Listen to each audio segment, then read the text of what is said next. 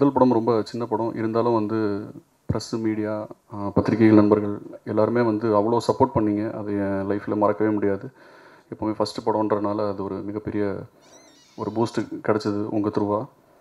So 2வது படம் நான் பண்ணும்போது இந்த படத்தோட ஃபஸ்ட் லுக் வந்து முதல்ல வந்து மீடியாவுக்கு தான் காட்டணுன்றது என்னோடய விருப்பத்தை வந்து நான் ப்ரொடியூசர்கிட்ட சொன்னேன்.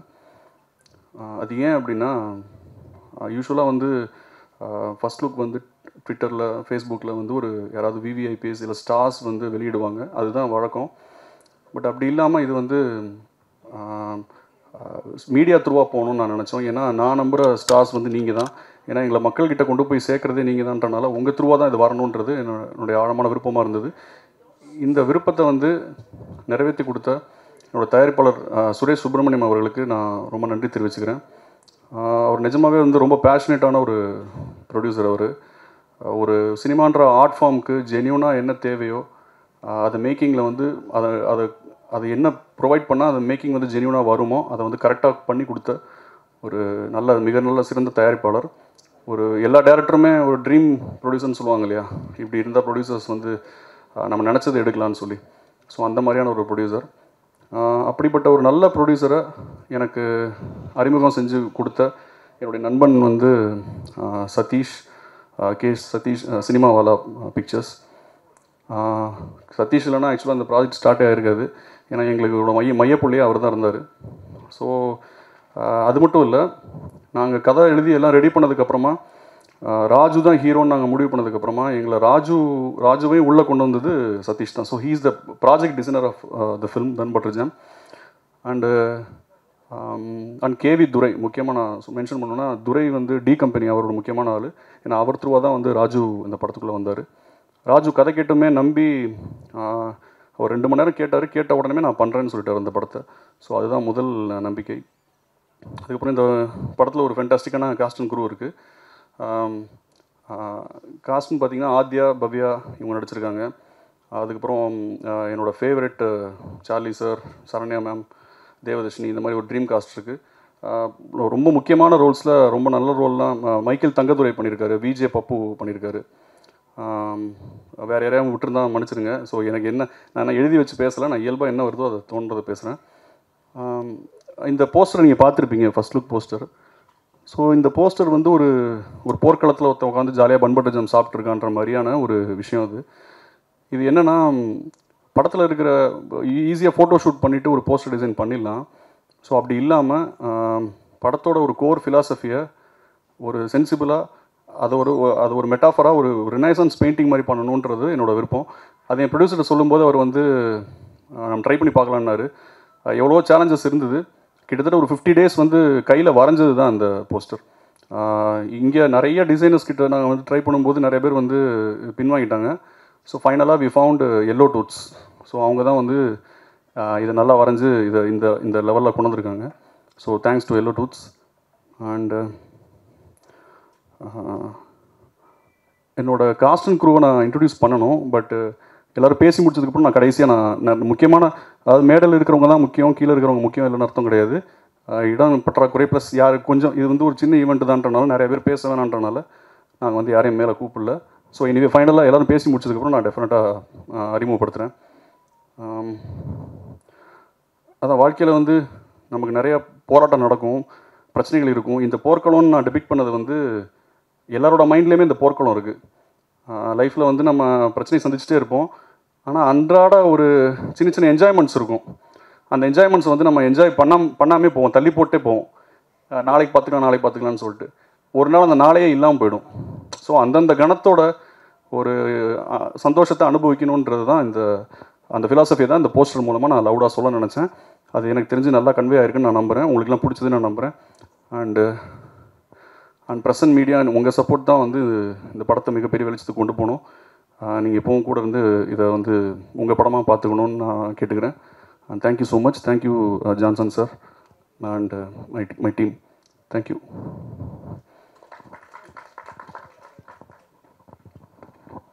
ரெயின் ஆஃப் ஆரோஸ் என்டர்டைன்மெண்ட் சார்பில் எண்ணி துணிக படத்துக்கு பிறகு 2வது தயாரிப்பு பன் பட்டர் ஜாம். ஒரு படத்தையும் தெளிவாக அழகாக திட்டமிட்டு ப்ராஜெக்ட் டிசைனராக இந்த படத்தில் ஒர்க் பண்ணுற சதீஷ் அவர்களை சில வார்த்தைகள் பேச அழைக்கிறோம். சுரேஷ் இந்த படத்தோட ப்ரொடியூசர், அவருக்கு தான் தேங்க்ஸ் சொல்லணும். சென்னைக்கே வராமல் யூஎஸில் இருந்துட்டு கதை கேட்குறப்ப வந்துட்டு கதைலாம் கேட்டுட்டு ப்ராஜெக்ட்லாம் செட் பண்ணிவிட்டு போனவர் தான். இந்த நிமிஷம் வரைக்கும் வரல. படத்தை நல்லபடியாக முடிச்சாச்சு. ஸோ ஒன்லி ஃபோன் கம்யூனிகேஷன், இல்லைனா ஒரு வீடியோ காலில் தான் ஆல்மோஸ்ட் எல்லாமே நடக்கும். பட்ஜெட் அப்ரூவல்ஸாக இருக்கட்டும், டெக்னீஷியன்ஸு, என்ன எக்யூப்மெண்ட்ஸ் வேணும் எல்லாமே மெயிலு, வாட்ஸ்அப், ஆல்மோஸ்ட் இதுலேயே எல்லாமே முடிச்சிட்டாரு. ஸோ இந்த மாதிரி ஒரு ப்ரொடியூசர் கிடைக்கிறது ஃபஸ்ட்டு கொடுத்து வச்சுருக்கணும். யாரையுமே டார்ச்சர் பண்ணாமல். ஸோ ரொம்ப நல்லபடியாக பண்ணி கொடுத்தாரு. ரொம்ப பேஷனேட்டான ப்ரொடியூசர். அண்ட் படத்தோட director Raghav is my very very close friend. காலங்களில் வசந்தம்னு ஒரு படம் பண்ணியிருந்தார், சிவி குமார் ப்ரொடக்ஷனில் ஃபஸ்ட் படம். ஸோ சுரேஷ் நானும் சுரேஷும் மோர் தென் ஒரு வருஷமாக கான்வர்சேஷன்லேயே இருக்கும். என்ன பண்ணலாம், எதா பண்ணலான்ட்டு நிறைய தாட்ஸ் நிறைய டேரக்டர்ஸும் சஜஸ்ட் பண்ணியிருந்தேன். பட் அது எதுவுமே கரெக்டாக அமையலை. So finally I suggested Raghav.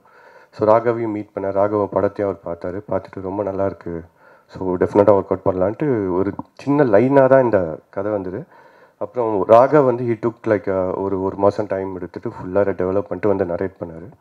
Narrate பண்ண உடனே ப்ரொடியூசருக்கு ரொம்ப பிடிச்சி, சரி ஓகே வில் கோ அஹெட் அப்படின்னாரு. ஸோ கதை ரொம்ப நல்லா வந்துச்சு. ஒரு நியூ ஃப்ரெஷ் ஃபேஸாக யாரும் ஒருத்தங்களை நம்ம காஸ்ட் பண்ணணும் அப்படின்னும் போது தான் ஸோ எங்களுக்கு ராஜு வந்தார் மைண்டில். சரி, ராஜுவும் இதுக்கு முன்னாடி ஒரு படம் தான் பண்ணியிருக்காரு, பட் அது ஒரு ஆன்சம்பிள் காஸ்ட் அது அந்த ஃபிலிமு. ஸோ சோலோவாக இதுதான் ஃபஸ்ட் ஃபிலிம் ராஜு பண்ணிக்கிட்டோம். ஸோ ஒரு புது முகத்தை நம்பி இவ்வளோ பெரிய, ஆக்சுவலாக பெரிய பட்ஜெட் ஃபிலிம் தான். அவர் ராகவ் சின்ன பட்ஜெட்டுன்ட்டார். ராஜுவை நம்பி அவர் ப்ரொடியூசரை இன்வெஸ்ட் பண்ணி ஸோ ரொம்ப நல்லபடியாகவே பண்ணி கொடுத்துருக்காரு. எந்த விதத்துலையும் காம்ப்ரமைஸ் ஆகலை. அண்டு ஆக்டிங்காக பார்த்தீங்கன்னா ராஜு ரொம்ப நல்லா பண்ணியிருக்காரு. நான் படம் பார்த்துட்டேன். He is here to stay. Welcome to கேட்டேன். நிறைய டவுட்ஸ் இருக்கும் ராஜுக்கு. அப்பப்போ கேட்டுகிட்டே இருப்பார், இது எப்படி ஒர்க் ஆகும். உங்களுக்கு எதுவுமே ஒர்க் ஆகாதுங்க, பார்க்குறவங்களுக்கு தான் எல்லாமே ஒர்க் ஆகும், அதனால் டவுட்ஸ்லாம் வேண்டாம் உங்களுக்கு, ஜாலியாக. நான் படம் பார்த்து ரொம்ப நல்லா சிரித்து என்ஜாய் பண்ணேன். ஸோ நீங்களும் என்ஜாய் பண்ணுவீங்க. அண்டு பாரதியன லைன் ப்ரொடக்ஷன். ஸோ டெய்லியும் அவர் தான், இந்த போர்க்கள மாதிரி அவர் தான் ஃபுல்லாக ப்ரொடக்ஷனை ஹேண்டில் பண்ணிகிட்டு இருப்பார். அண்டு நிவாஸ் படத்தில் 4 சாங்கு ரொம்ப நல்லா பண்ணியிருக்காரு. நிவாஸும் சூப்பராக வந்திருக்கு சாங்கு. டெஃபினட்டாக கேட்டுட்டு நீங்களே சொல்லுவீங்க. எக்ஸ்ட்ராடனரியாக போட்டிருக்காப்புல. ரிப்பீட் ஆடியன்ஸ் இந்த சாங்குக்கு இருப்பாங்க. And heroine Adhia. ஸோ ஒரு ஹீரோயினும் வேணும். ஸோ அதுவும் ஒரு நியூ கம்மராக போகலாம். ஸோ இந்த ஃபிலிம்க்கே ஒரு ஃப்ரெஷ் லுக் கொடுக்கலான்னும் போது ஸோ நிறைய ஆப்ஷன்ஸ் போயிட்டே இருந்தது. So finally we found out Aadhya. And அவங்களும் ப்ராப்பராக, okay she's from Kerala basically. So அவங்க ஒரு ஆடிஷன் பண்ணி அதுக்கப்புறம் டேரக்டர் பார்த்துட்டு ஓகே இவங்களை ஃபிக்ஸ் பண்ணலாம் அப்படின்ட்டு ஃபிக்ஸ் பண்ணிட்டு so that's how Adhia entered இந்த ஃபிலிம். ஸோ இங்கே எல்லா மைக்கேல் பண்ணியிருக்காரு, விஜய் பப்பு, இன்னும் நிறைய பேர் பண்ணியிருக்காங்க. கொஞ்சம் சர்ப்ரைஸ்லாம் இருக்குது படத்தில். ஸோ எல்லாருமே ஒரு ஜஸ்ட் ஒரு ஆக்டராக பண்ணாமல் எல்லாமே ஒரு ஃப்ரெண்ட்ஸ் அண்ட் ஃபேமிலி மாதிரி எல்லாருமே இருக்கும். செட்டுக்கு வந்தாலுமே ஜாலியாக தான் இருக்கும் எப்போவுமே. அண்டு கேமராமேன் பாபு, அவர் ஜீரோன்னு ஒரு ஃபிலிம் பண்ணியிருக்காரு. அவரும் ரொம்ப நல்லா பண்ணியிருக்காரு. ஸோ ஆல்மோஸ்ட் எடிட்டிங்காக இருக்கட்டும், ஜான் அவரும் ரொம்ப நல்லா மெனக்கெட்டு பண்ணியிருக்காரு. அந்த படத்தை வேறு ஒரு வேர்ஷனில் காட்டணும் அப்படின்றதுக்காக has given his efforts. And I like to thank the assistant directors, associates எல்லாமே. ரொம்ப நல்ல படம். நீங்கள் தான் எல்லா நல்ல படமும் நெக்ஸ்ட் லெவலுக்கு கொண்டு போவீங்க. ஸோ இந்த படமும் நீங்கள் கொண்டு போவீங்க நம்புகிறேன். So Bun Butter Jam is all yours from now on. Okay, almost coffee ready ஆகிட்டு இருக்கு. இன்னும் கொஞ்ச நாளாக இப்போ அடுத்து சாங்ஸு, டீசர்ஸ் எல்லாமே 1 by 1 விட்டுருப்போம். எல்லாமே ரொம்ப நல்லாயிருக்கும், ஃப்ரெஷ்ஷாக இருக்கும். You will get entertain for sure. Okay, thank you. யாராவது மிஸ் பண்ணியிருந்தா சாரி.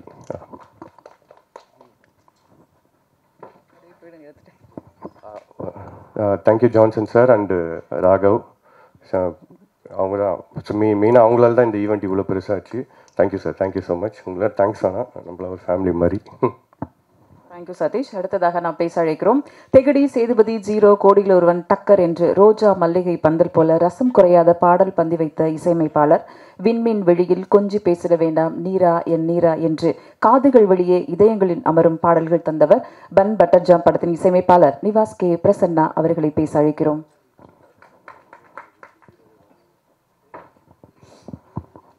எல்லோருக்கும் வணக்கம். பத்திரிகையாளர் நண்பர்களுக்கும் வணக்கம். My team,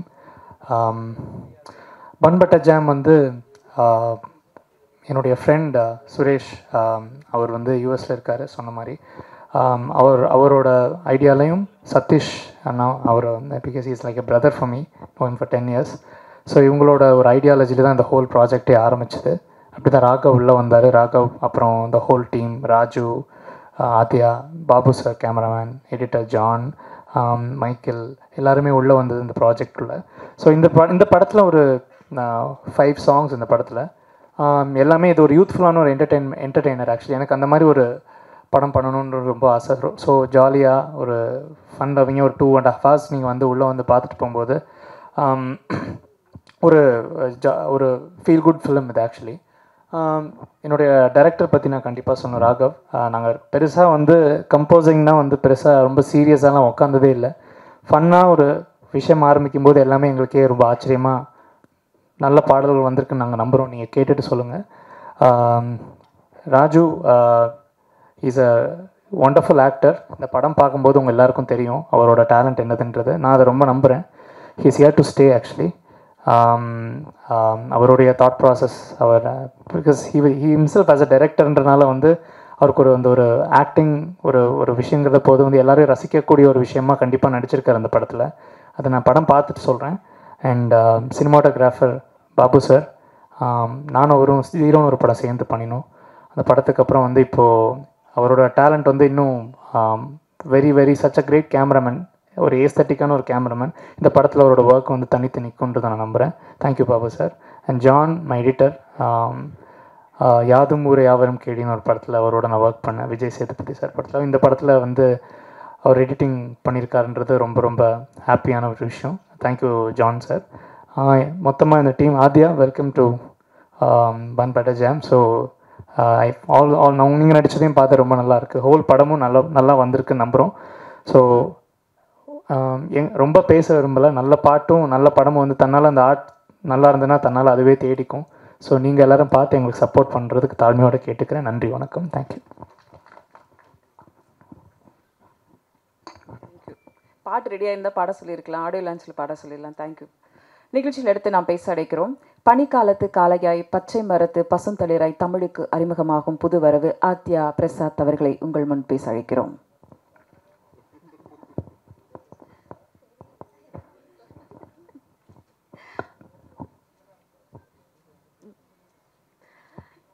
Hi everyone, thanks for being here. Bun Butter Jam இந்த படத்தோட கதையை ஃபஸ்ட்டு கேட்கும்போதே எனக்கு ரொம்பவே பிடிச்சிருந்துச்சு. ஏன்னா இங்கேயா? Okay okay.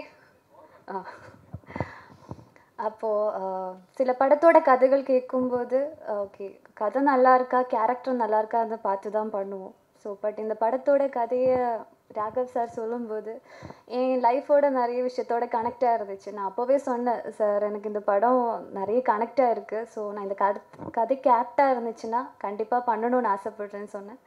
ஸோ கொஞ்சம் டேஸ்க்கு அப்புறம் அவங்க வந்து லைக் செலக்டட்னு சொன்னாங்க. அப்போது ரொம்ப ஹாப்பியாக இருந்துச்சு. ஏன்னா நம்மளுக்கு கனெக்ட் ஆகிற மாதிரி ஒரு படம் பண்ணுறது ரொம்ப பெரிய விஷயம். ஸோ அந்த விதத்தில் thank you so much Raghav sir for selecting me for this project. He is a good friend of mind. அப்புறம் Suresh sir, thank you so much Suresh sir. அவர் இங்கே இல்லை, but we all miss you sir. இந்த மாதிரி ஒரு பியூட்டிஃபுல்லான படம் நீங்கள் எடுத்ததுனால ரொம்ப ரொம்ப தேங்க்யூ ஸோ மச். அப்புறம் சதீஷ் சார், அவரால் தான் இந்த படம் வந்து இங்கே இந்த அளவுக்கு வந்திருக்கு. So thank you Sathish sir. And comes to Raju, உண்மையிலே சொல்கிறேன், உங்கள் கூட ஒர்க் பண்ணுறது ரொம்ப ஹாப்பியாக இருந்துச்சு. Actually truly amazing. என்ன சொல்கிறது, எப்போவுமே அவர் அந்த கேரக்டராகவே இருப்பாங்க. அவங்க உண்மையிலே அந்த கேரக்டராக வேறு என்ன கேரக்டரான்னு எனக்கு தெரியல, பட் அவங்க படத்தில் என்ன கேரக்டரோ அதே மாதிரி வாழ்ந்துகிட்டே இருந்தாங்க படத்தில்.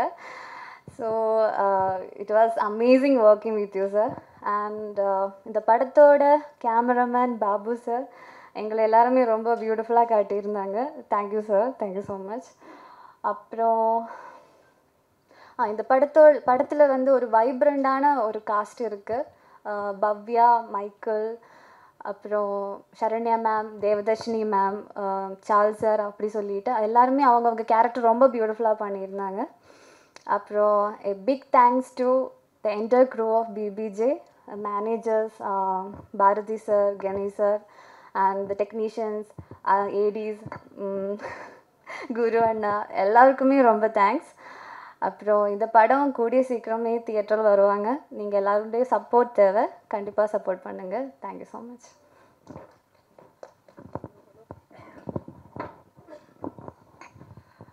தேங்க்யூ. அடுத்து நாம் பேச அழைக்கிறோம்.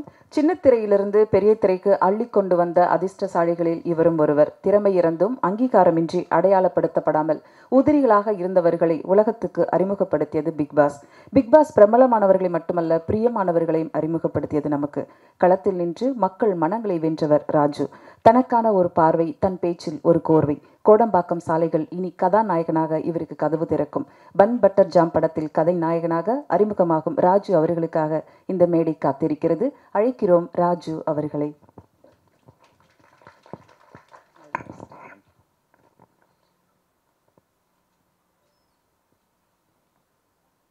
ஓகே தானே?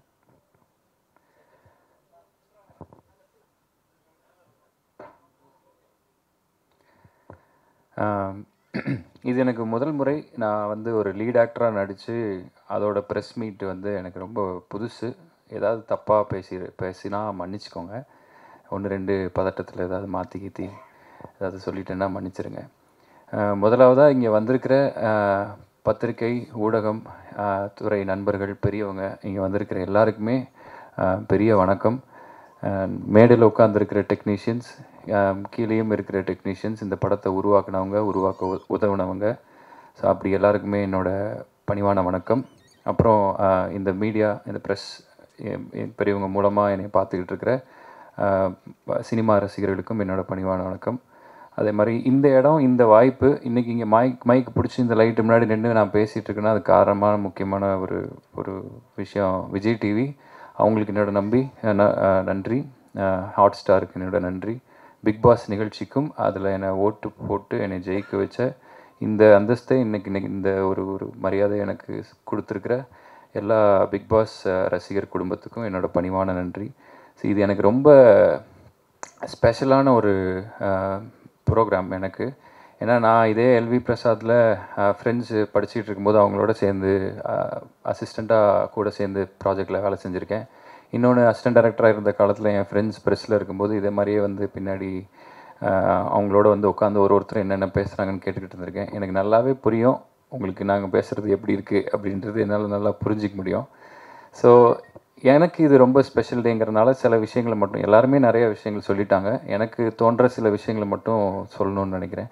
ஸோ அதில் முதல் விஷயம் என்னென்னா, இன்றைக்கி நம்ம வீட்டிலேருந்து கிளம்பி பக்கத்தில் இருக்கக்கூடிய சினிமா தேட்டரில் போய் ஒரு படம் பார்க்குறதுக்கே லேட் ஆகுது. பிளான் பண்ண டைமில் போய் பார்க்க முடியல. அப்போது ஒரு சினிமா தேட்டருக்கு போகிறதுக்கு எவ்வளோ லேட் ஆகும்னு யோசிச்சு பார்த்தா வந்து நான் கொஞ்சம் சீக்கிரமாக இது நடக்குதுன்ற மாதிரி தான் எனக்கு தோணுது. ஸோ இந்த இடத்துல நான் இன்றைக்கி என்னை கொண்டு வந்து விட்டுருக்கிற, ஸோ நம்ம ஓட்டு போட்டாலும் சரி, நம்மளை பற்றி எழுதுறது நீங்கள் எல்லாருமா சேர்ந்து தான். இந்த வெற்றியை வந்து நீங்கள் எனக்கு கொடுத்தது. ஸோ இன்றைக்கி நான் இங்கே நிற்கிற இந்த நிமிஷத்துக்கு ரொம்ப நன்றியோடு இருக்கிறேன். ரொம்ப எனக்கு சந்தோஷமாகவும் இருக்குது. இதை மாதிரியே வாழ்க்கையில் வந்து எந்த இடம் கிடைச்சாலும் அந்த நிமிஷத்தில் சந்தோஷமாக இருக்கணும் அப்படின்றத நான் இங்கே மேனிஃபெஸ்ட் பண்ணிக்கிறேன். மேலும் வந்து இந்த லாயர்ஸ் அண்ட் டாக்டர்கிட்டலாம் பொய் சொல்லக்கூடாதுன்னு சொல்லுவாங்க. வந்து எனக்கு பர்சனலாக ஒன்று, இந்த ப்ரெஸ்ஸுக்கிட்டையும் பொய் சொல்லக்கூடாது அப்படின்றது நான் ஃபாலோ பண்ணணும்னு ட்ரை பண்ணுறேன், நினைக்கிறேன். ஏன்னா எங்கேயாச்சும் ஒன்று சொல்லி வேறு எங்கேயாவது ஒன்று சொன்னால் மாட்டி பிடிச்சி ஆட்டி வெளுத்து விட்ருவாங்க. அதனாலே நமக்கு அதில் கொஞ்சம் பயம் ஜாஸ்தி. ஸோ அதனால் உங்ககிட்ட என் மனசில் என்ன இருக்கோ அதை நான் அப்படியே சொல்கிறேன். ஸோ அது வந்து ரொம்ப மேடை அலங்காரத்துக்கு சிலது சேர்த்து சொல்லலாம் கூட, ஏதாவது தப்பாக இருந்தால் மன்னிச்சிக்கங்க. ஸோ இது வந்து பிக் பாஸை விட்டு வெளியில் வந்தபோது என்னோடய மைண்ட் செட் எப்படி இருந்துச்சுன்னா, நான் ஒரு காலத்தில் வாய்ப்பு தேடி இதே இடத்துல அட்ரஸ் கார்த்திக்னு ஒருத்தர் இருப்பார். ஒரு பெரிய 1 கேர் நோட்டில் ஒரு பேப்பரில் எங்கெங்கே ஆடிஷன் நடக்குதுன்னு எழுதி கொடுத்துருப்பாங்க. ஸோ நான் ஒரு 100 ரூபாய்க்கு பெட்ரோல் போட்டுட்டு தெருவாக போய் இருக்கிற எல்லா ஆஃபீஸ்லேயும் என்னோடய ஃபோட்டோஸ்லாம் கொடுத்துருக்கேன். அப்படி இருந்த எனக்கு வந்து பிக் பாஸில் ஒரு வெற்றி வந்த பிறகு கதை சொல்கிறேன் கேட்குறீங்களான்னு சொல்கிறது வந்து எனக்கெல்லாம் ரொம்ப டூ மச். ஸோ அப்போ ஒரு கதையை கேட்டு அதில் குறை நிறைகளெல்லாம் சொல்லணும் அப்படின்றது என்னோடய இது கிடையாது. வர்ற வாய்ப்பு ஒன்று எனக்கு தேவதை மாதிரி. ஸோ அதனால் எந்த தேவதை கை கொடுத்தாலும் அந்த தேவதை கையை இருக்க பிடிச்சிக்கிட்டு அப்படியே வந்துடணுன்றது என்னோட யோசனையாக இருந்தது. ஆனால் ஒரு ஏதோ ஒரு விஷயம் பண்ணும்போது நிறைய பேர் இதுக்கு முன்னாடி இதில் அனுபவம் இருந்தவங்க நிறைய விஷயங்களை சொல்லுவாங்க. நீங்கள் த்ரில்லர் பண்ணுங்கள், உங்கள் கண்ணுக்கு நீங்கள் வில்லன் பண்ணுங்கள், நீங்கள் வந்து காமெடி பண்ணுங்கள், இல்லை நீங்கள் எது பண்ணுங்கன்னு சொல்லி என்ன பண்ணுறதுன்னு தெரியாமல் ஒரு 1.5 வருஷம் சுற்றி நானாக ஒரு கதை பண்ணுறேன்னு சொல்லி போய் அப்புறம் என் வீட்லேயே எனக்கு அடையாளம் தெரியாமல் மூஞ்சியில் தாடி கிடியெல்லாம் வளர்ந்து, ஸோ அதுக்கப்புறம் ஒரு சிம்பிளாக நம்மளை ரசிகர்களுக்கு எப்படி பிடிக்கும், பார்க்குறவங்க நம்மக்கிட்ட என்ன எக்ஸ்பெக்ட் பண்ணுறாங்கன்றதை நான் புரிஞ்சுக்கிட்டு அதுக்கேற்ற மாதிரியான ஒரு படம் தான் இந்த படம். ஆனால் யாருக்கு பிடிக்கணும் அப்படின்றத நான் நினச்சிக்கிட்டேங்கன்னா, ஒரு சில பேர் வந்து பியூர் சினிமாவை பண்ணுங்கள், சினிமாவில் இருக்கிற ஆளுங்களுக்கு பிடிக்கணும், அப்போ தான் வந்து நிற்க முடியும் அப்படின்னாங்க. ஒரு சில பேர் வந்து ஃபேமிலிக்கு பிடிக்கணும், இன்னொரு சில பேர் குழந்தைகளுக்கு கண்டிப்பாக பிடிக்கணும்னா யாருக்கு பிடிக்குன்றது யார் கையிலுமே இல்லை. ஆனால் எனக்கு ஒரு ஆசை, இந்த படத்தை வந்து லேடிஸ்க்கு ரொம்ப பிடிக்கும்னு நினைக்கிறேன். இந்த படம் தாய் குலங்களுக்கு ரொம்ப பிடித்த படமாக இருக்கும். இந்த பன் பட்டர் ஜாம் ரொம்ப சிம்பிளான ஒரு படம், அது ஹம்பிளான ஒரு படம். அண்ட் இந்த படத்தில் நிறைய விஷயங்கள் நான் உங்கள்கிட்ட ஷேர் பண்ணணும், நிறையா சொல்லணும்னு தோணுது. ஆனால் இது ஒரு போஸ்டர் லான்ச்சுன்றதுனால என்னோட உரையை சுருக்கமாக முடிச்சுக்கிறேன். என்னென்னா, இன்றைக்கி நிறையா டெக்னாலஜி வளர்ந்துருச்சு. இப்போ நீங்கள் என்ன மாதிரியான ஒரு போஸ்டர் வேணும் அப்படின்றதுக்கு ஒரு சின்ன சென்டென்ஸில் நீங்கள் ஏஐக்கு ஒரு ப்ராம்ப்ட் கொடுத்தீங்கன்னா உங்களுக்கு அப்படியே அது க்ரியேட் பண்ணி அல்ட்ரா ரியலாக ஏதோ ஒன்று கொடுக்குது. ஸோ ரொம்ப ஈஸியாக மாறிக்கிட்டே வர்ற இந்த நேரத்துலையும் கூட கைப்பட வரைகிற ஆர்டிஸ்ட்டை வச்சு ஒரு குதிரையும் ஒரு ஆள் ஒரு அம்பும் அதில் இருக்கிற ரத்தம் பன்னு பட்டர் ஜாமுன் எல்லாத்தையும் தனித்தனியாக வரைய வச்சு கேரளாவில் எல்லோ டூத் அப்படின்ற ஒரு நிறுவனம் வந்து இன்றைக்கி இந்த ஃபர்ஸ்ட் லுக் வந்து ரொம்ப சிறப்பாக பண்ணியிருக்காங்க. ஸோ அவங்க எங்கே இருந்தாலும் அதை பார்த்துட்டு இருந்தீங்கன்னா உங்களுக்கு நாங்கள் ரொம்ப கடமைப்பட்டிருக்கோம், ரொம்ப நன்றி. இதுதான் ஒரு நாய்ஸை க்ரியேட் பண்ண போகுது. அண்ட் அவங்கள உள்ள ரோப்பின் பண்ணதுக்கு ரைஸ் அண்ட் ஷைன் சினிமாவாலா நிறுவனம் சதீஷ் மற்றும் துரைக்கு என்னோட பணிவான வணக்கம், ரொம்ப நன்றி, தேங்க்யூ. அண்டு கடைசியாக ஒரு விஷயம், புராண கதைகள்லாம் வந்து மனுஷனோட தலையெழுத்தை வந்து பிரம்மர் எழுதுறாரு அப்படின்னு சொல்லுவாங்க. அவருக்கு 4 தலை அப்படின்னு சொல்லுவாங்க. ஏன்னா மனுஷனை அவ்வளோ காம்ப்ளிகேட்டடான ஒரு ஆளை உருவாக்குறதுக்கு 4 தலை வேணும். அதே மாதிரி என்ன மாதிரி நடிகர்களை வந்து அவங்களோட தலையெழுத்து எழுதுறதுக்கு ஒரு 4 தலை முக்கியமாக இருக்குது. முதல் தலை சினிமாவுக்காக எழுதும் எழுத்தாளர். ஸோ அந்த எழுத்தாளர் இங்கே இருக்கார், என் சினிமா வாழ்க்கையின் முதல் பக்கத்தை எழுதின எழுத்தாளர். 2வது தலை அதோட டெக்னீஷியன்ஸ், அவர் ஃப்ரேமில் எழுதுவார், கேமராமேன், மியூசிக் டைரக்டர் வந்து மியூசிக்கல் நோட்ஸில் எழுதுவார், எடிட்டர் எழுதுனது பூரா கட் பண்ணி எரிஞ்சிருவார். அந்த மாதிரி 2nd தலை வந்து டெக்னீஷியன்ஸ். 3வது தலை அப்படின்றது வந்து நீங்கள் தான், நீங்கள் எழுதுறது தான் என் தலையெழுத்தில் அது கொஞ்சம் பார்த்து கரெக்ட் பண்ணி நீங்கள் எழுதுறது. 4வது தலை மக்கள், நீங்கள் என்ன எழுதுறீங்களோ அதை பார்த்து படித்து அவங்க மீண்டும் ஒன்று எழுதுவாங்க. ஸோ கொஞ்சம் பார்த்து செய்யுங்க தலை.